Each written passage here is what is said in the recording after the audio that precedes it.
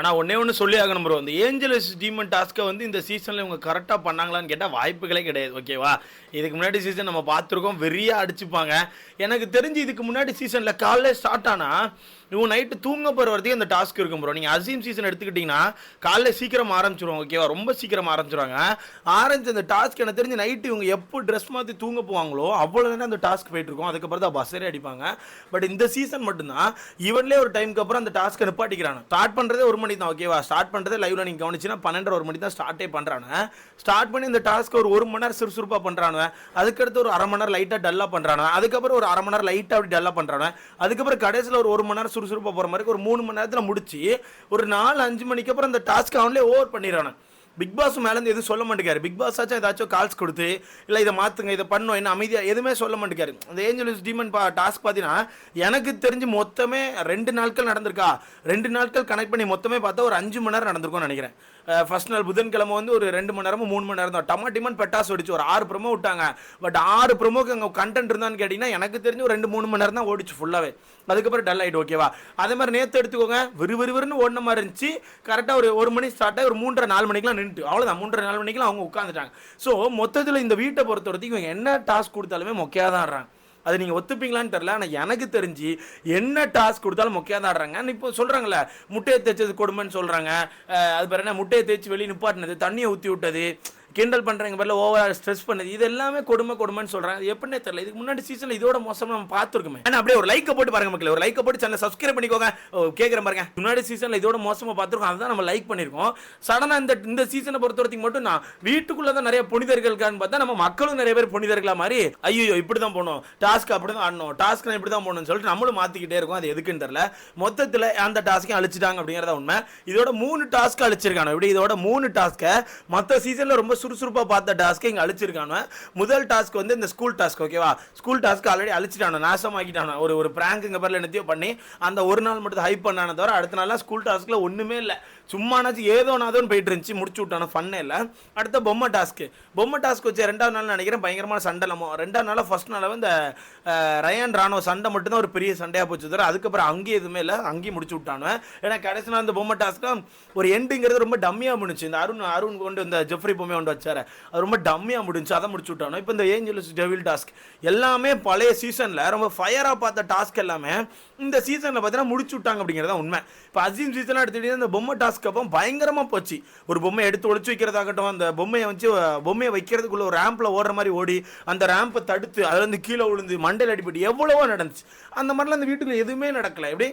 எதுவுமே நடக்கல அப்படிங்கிறத உண்மை. சரி, ஓகே, இந்த ஏஞ்சலஸ் டீமன் டாஸ்க் முடிஞ்சிட்டு இல்லை, நம்ம ஆல்ரெடி பல வீடியோவில் மென்ஷன் பண்ண மாதிரி இந்த 4 பேர் தான் பெஸ்ட்டாக செலக்ட் பண்ணப்பட்டிருக்காங்க. யாரு, நம்ம தீபக்கும் மஞ்சரியும். ஸோ தீபக் மஞ்சரி இவங்க 2 பேருமே உண்மையாகவே டெவில் சூப்பராக பண்ணாங்கன்னு கேட்டால் சத்தியமாக பண்ணாங்க.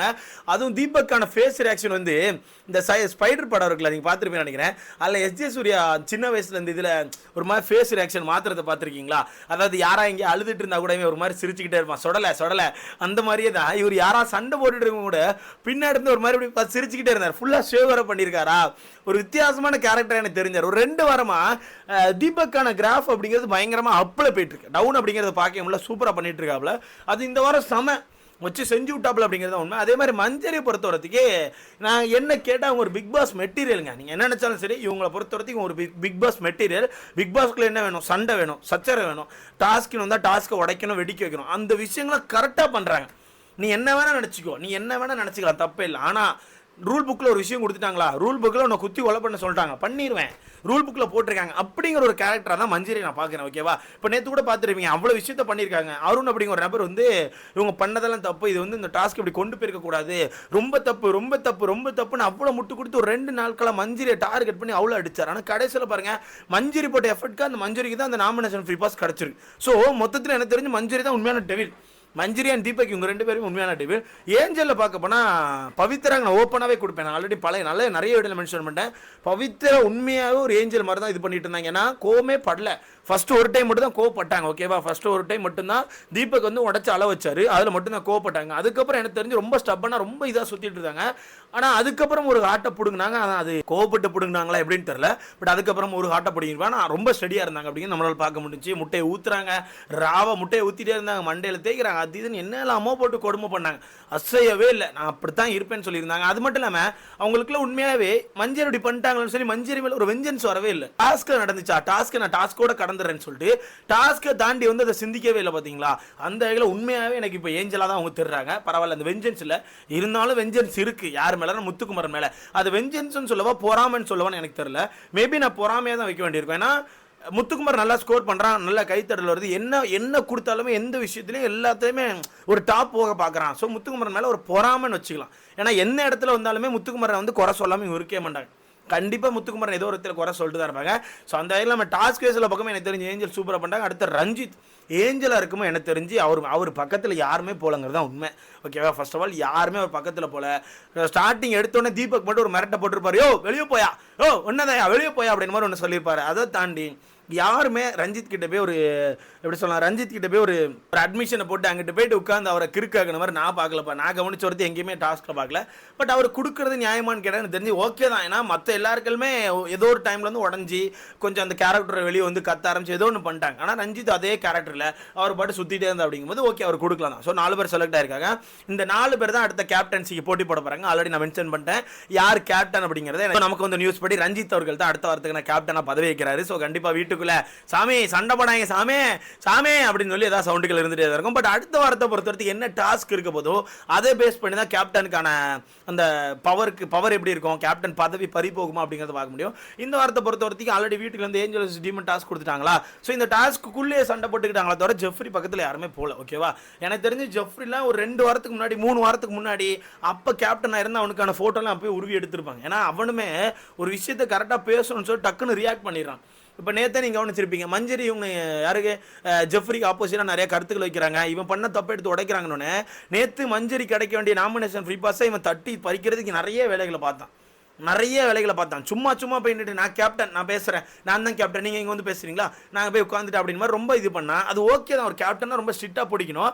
இருந்தாலுமே நிறைய இடங்களில் அவனுக்கு ஃபேவரான ஆட்களை பேச விட்டுட்டு இவனுக்கு தேவையில்லாத ஆட்களை ஒரு மாதிரி கொலை போட்டதை என்னால் கவனிக்க முடிஞ்சு. இப்போ நேற்று அந்த நாமினேஷன் ஃப்ரீ பாஸ் முடிஞ்சு மஞ்சரி கிடச்ச பிறகு எல்லாரும் எந்திரிச்சு வந்து இந்த டாஸ்க்கில் நான் உங்களை ஹர்ட் பண்ணி தான் மன்னிச்சுக்கோங்க நிறைய பேர் லைனாக சாரி கேட்டிருப்பாங்க. ஓகேவா, கடைசியாக ராணுவ எந்திரிச்சு சாரி கேட்கும்போது ஒரு சில பேர் வந்து போதும்பா நாங்கள் கிளம்புறோம்ப்பான்னு போயிருப்பாங்க. ஆனால் அதுக்கு முன்னாடி நிறைய பேர் சொல்லும் போது சில பேர் கிளம்பும்போது அவங்க பேசிட்டு இருக்காங்களா, கேப்டன் நான் சொல்றேன் உட்கார்னு சொல்லி உட்கார வச்சான். ஆனா கடைசியில் ராணுவ பேசும்போது எல்லாரும் கிளம்பும்போது இவனே ஜாலியா கிளம்பிட்டான். இவனுமே நீ பேசி அப்படின்னு மாதிரி கிளம்பிட்டான். ஸோ ஒரு ஆஸ் அ கேப்டனா இவனுமே நிறைய இடங்களில் பார்ஷாலிட்டி பார்க்குறாங்க தான் உண்மை. ஓகேவா, ஒன்று பிடிச்ச ஆட்கள் ஒன்றும் பிடிக்காத ஆட்கள் மாதிரி தான் போயிட்டு இருக்கான். ஆனால் ராணுவ ஜாலியாக சொல்லிட்டு கிளம்பிட்டாப்ல. நிறைய பேர் நினைச்சிட்டு இருக்கீங்க என்ன ஒரு ராணுவ திடீர்னு சப்போர்ட் கொடுக்குறியா, அப்படியோ நல்லா பண்ண நம்ம சப்போர்ட் கொடுப்போம்.